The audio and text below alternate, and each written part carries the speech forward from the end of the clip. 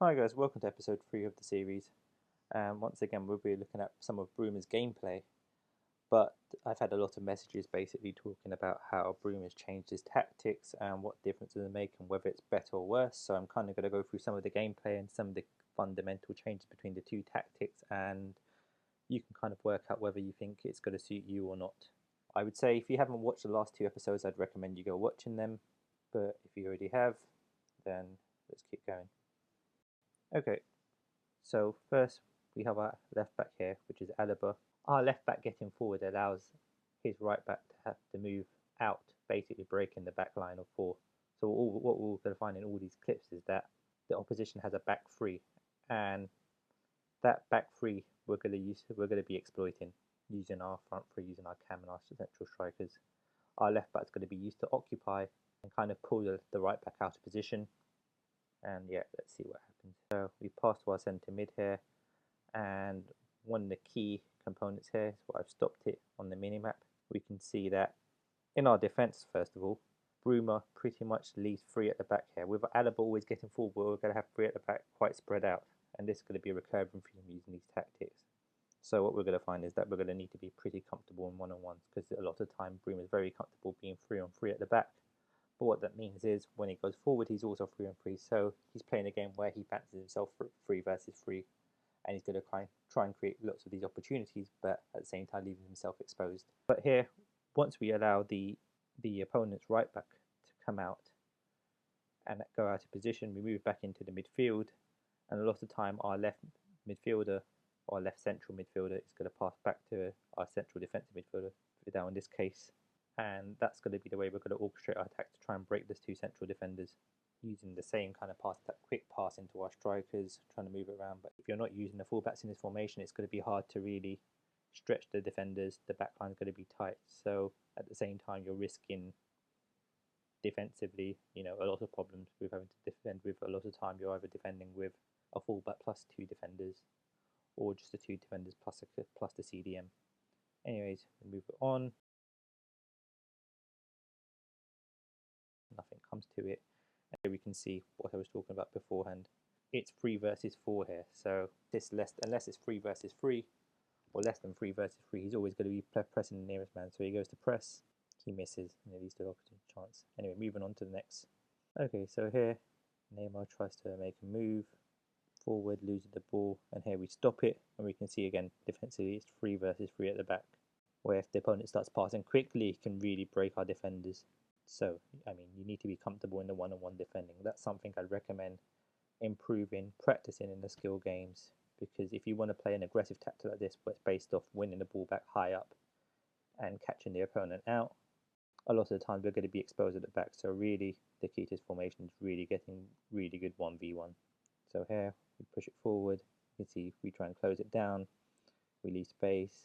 We switch players, and Bruma eventually wins back the ball. Okay, we move it along, and again we're going to see our left back get involved in making the space. Like I said before, we were 3 versus 3 at the back, but on the plus side, we're using these tactics. We can see now, if we look at our 2 central strikers and our cam, it's 3 versus 3 against their defenders here. And the reason that happens is because we're using our left back to create the width and pretty much exploit the opposition right back's positioning. So here we have no option pass up top right now. So we keep moving it forward, again exposing that, moving the right back more inside, and now you can see that opens up space for the person in the cam position with the free roam. And that's another change, because you went from organised to free form. We're not always going to have our cam, which is Neymar in this case, in that position. It's going to switch around, but you can see the shape stays the same with the free up top. So here with Gareth Bale, once we get it, we can either pass, we have the options here to pass wide out to Alaba, who's 1v1 versus the defender there, or the right striker.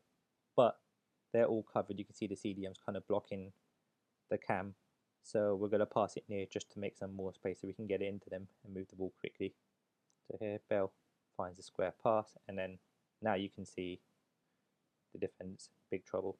And this is what I was talking about, breaking the opposition centre backs. With the cam coming forward, what's happened is that the left CB for the defence has had to shuffle right, whereas the right CB, because the cam is trying to break the lines, he's had to go back. So now there's a break in the line of defence, and now we can see the strikers running through, and we're going to try find him here. And we make the pass to Ronaldo, but on this occasion it's not successful. And here again we can see our three attackers. Again, 3 versus 2, this is the ideal scenario. This is what we're always looking for in this formation. Regardless of tactics, we want to break the opposition centre-backs. Going along with Bruma's tactic, we're going to try win the ball back aggressively as soon as he gets the ball. So Pogba's going to try press, doesn't get it. The ball goes up top, and we block out the pass. Comes to Neymar, and here again we can see the same scenario that we had before. We have the 3 versus 2 at the back, which is what we want. High possibility to score here, but he's kind of blocked. He's making a run, but he's blocked by the CDM. So again, we want to go to one of the midfielders to again find the space.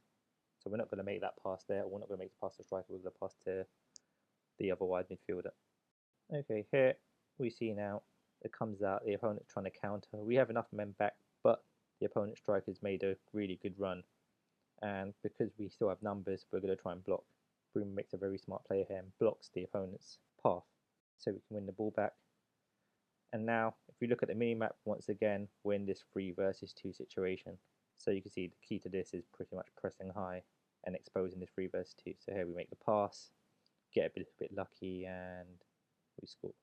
And keep creating scenarios where we're going to have the 3 versus 2 scenarios, or even 3 versus 3. So again, once again, we have Alaba here. The opponent's right back's got to come out, which is going to leave more space again. So you can see here, this is really pretty much the key on what he uses to makes the most of this formation and these tactics. So once again, we see the opposition right back coming out. If he comes really, really close, he leaves that giant gap there for the wide midfielder to run into. So you can see we have to use Alaba. Okay, comes out. We leave space there. Modric gets it, and once again, like we saw in the beginning of the video, instead of going straight up to one of the strikers, where if you look at the mini map, the tendency is to try and pass to either the left striker or maybe the cam, but we're going to go back to the CDM, make the space up front. So we go to CDM, and then we make the pass. Now we see Neymar gets the ball, and because this is happening so fast, the left back has to come out to him and not let him run towards goal. As soon as he recognises that, he makes a quick pass, and we're going to exploit that. Make the 1-2, passes back, and it's an easy goal. So yeah, that was some of the key points. So if we were going to take 3 takeaways from this formation, is it better or worse than his last custom tactics? It's not better or worse. There are very few custom tactics, if they're somewhat balanced, are better or worse. It's just finding out what are their strengths and weaknesses, and whether they adapt or whether they agree with your strengths and weaknesses. So here we can see the 3 main points is that the key to this formation is using the fullbacks. With Bruma, it was using Alaba, and one time we saw clip the right back, which he does quite often too, but it's using Alaba to pull the opposition right back out and create that space in the middle, where then he plays it through the middle, through the midfielders, and then creates the 3v2 scenario. And that should be the game plan from the get-go. Again, like his old tactics, it's the quick passing. There's no dwelling on the ball. Once you get up to the front 3, it's about quick, incisive passing. Again, that direct passing. Again, he still has 85 speed, so still goes generally with our style of play, quick, short passing. The other thing I'd say is, looking at tactics, you think his aggression and pressure has come down.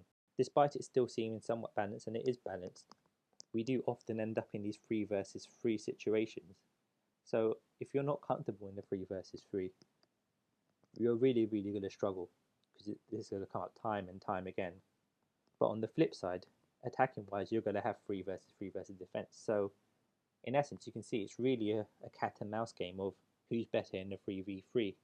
And if you're better than your opponents, and you get a little bit lucky at times, like you saw in the clips, you're going to score more goals than the opponents. Yeah, I mean, these defense tactics are very much set up with the intention of winning the ball back aggressively, still always trying to put pressure on the ball when we can. If it's 3 versus 3, then we try and jockey. Okay, well, that's enough that I've showed you now. Let me know, guys, if you want to see more of Bruma, or you want to see me move on to another pro and kind of break down their gameplay and the tactics. Yeah, thanks for watching. Tune in again if you liked it. You know, like the video, subscribe. And yeah, thanks guys.